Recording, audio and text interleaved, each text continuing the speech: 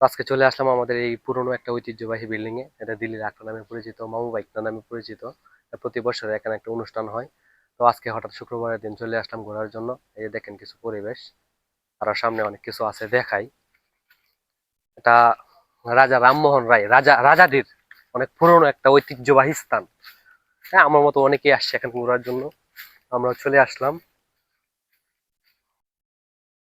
তো এটা হচ্ছে আপনাদের এই যে এই আখড়ার প্রাঙ্গণে একটা দিঘি, বা এটা এই ওই যেটা ঘাট, ঠিক আছে। এটা অনেক পুরনো একটা ঐতিহ্যবাহী স্থান। তো এখন তো আর এই একটা যত্ন করা হয় না, দেখেন কি অবস্থা।